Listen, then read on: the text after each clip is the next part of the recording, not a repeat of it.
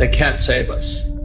It's gone too far. And instead of fixing the problem, they just kept making the problem worse. That's what I know. And I was told, don't do that anymore because we'll kill you.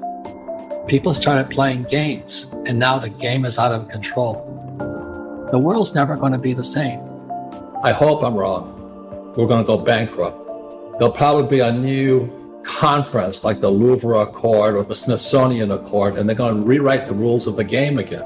They're going to say, okay, the US dollar, you're toast, and IMF's going to jump in, China's going to jump in. But meanwhile, you and I, if you're holding dollars, you might be in serious trouble. But he warned me that the world would change, and I didn't really understand it at the time.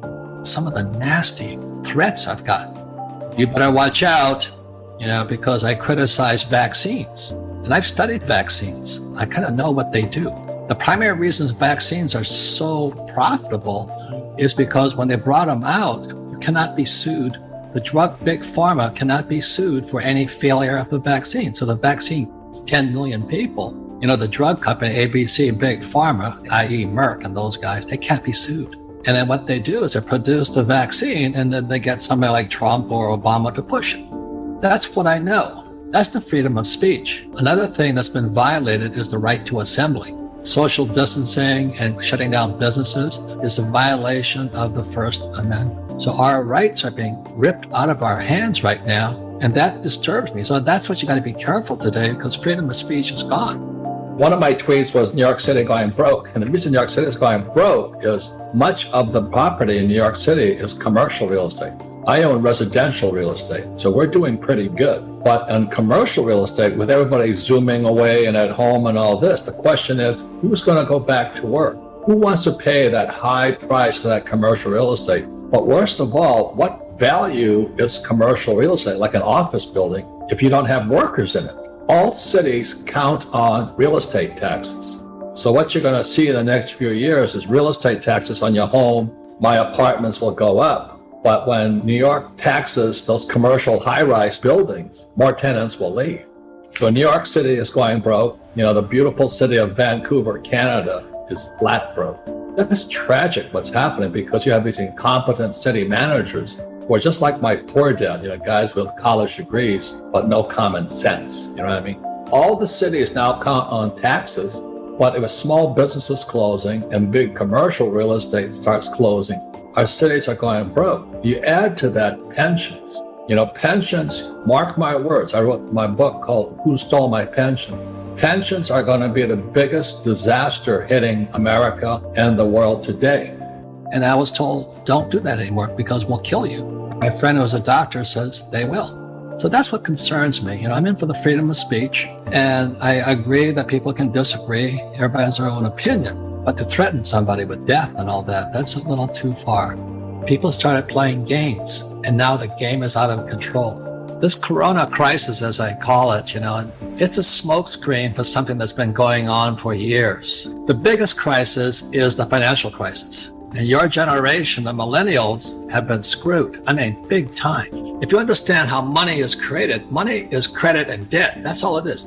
Credit, debt, and taxes. That's what money really is. But they don't teach you that in school. So today, the reason the world economy is crashing goes all the way back to 71. But what happened in 71, they could just make fake money, and they can keep printing fake money. This is the US dollar. The US can keep printing fake money for a number of years yet. And the only way they could keep the economy expanding, they had to find people stupid enough to get into debt.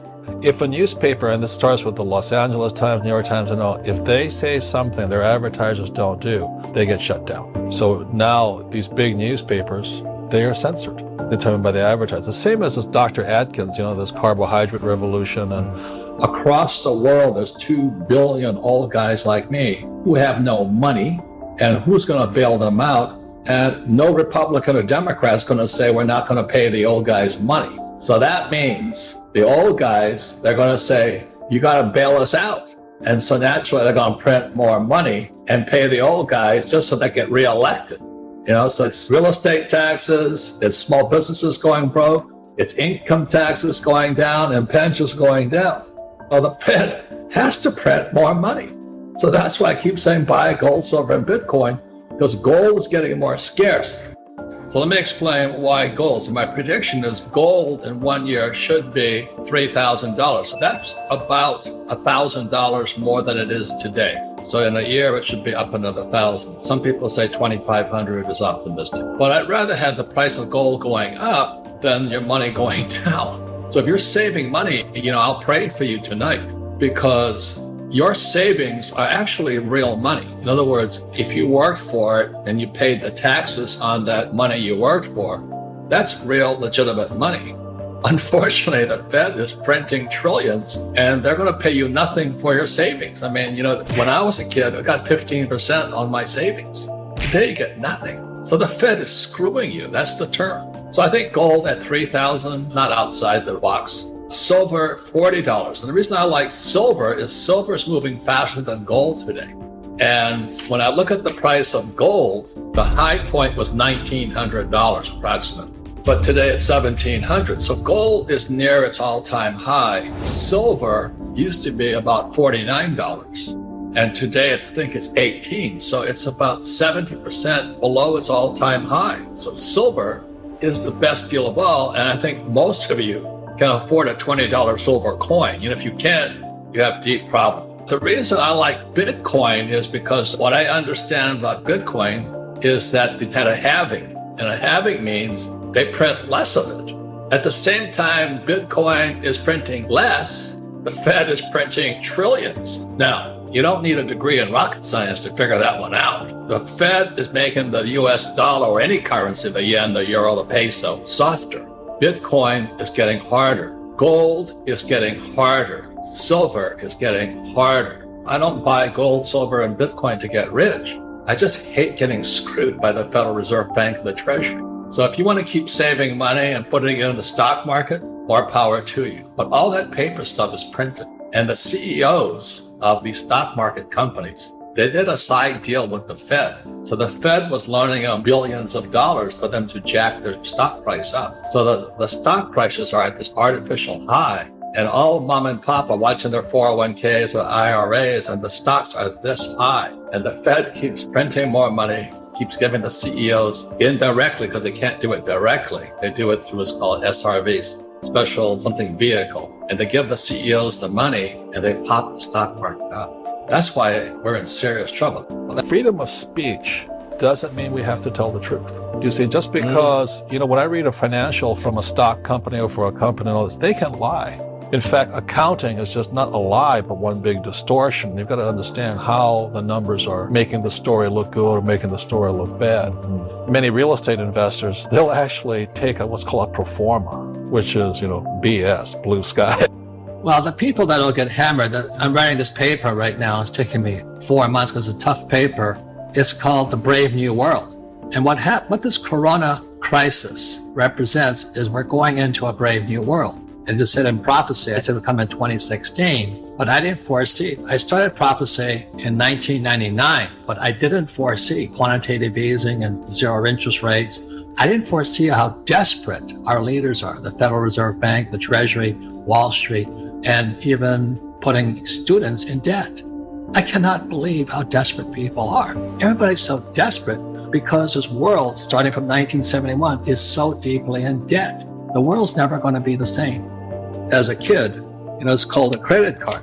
Now everybody has credit cards, but they never teach you how to use it. Why did they have a credit card? It's because they needed more money. So they keep expanding the economy. They keep finding people stupid enough to just get into debt. So give them credit cards and all this and say, well, you give auto loans. But I think the most dastardly thing for your generation was in 2009 when President Obama went to the banks and said, look, we need to get the students more into debt under the guise of you need to get a good education.